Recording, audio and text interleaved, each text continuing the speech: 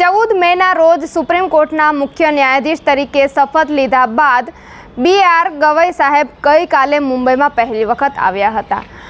મુંબઈ બાર councillor દ્વારા BR ગવઈના સન્માન સમારોહનો કાર્યક્રમ રાખવામાં આવ્યો હતો, પરંતુ BR ગવઈ જ્યારે મુંબઈ પહોંચ્યા ત્યારે મુખ્ય સચિવ કે DGP અથવા મુંબઈ પોલીસ કમિશનર તેમને લેવા પણ પહોંચ્યા નહોતા, તેમનું સ્વાગત પણ કર્યું નહોતું અને હાજર પણ રહ્યા ન હતા।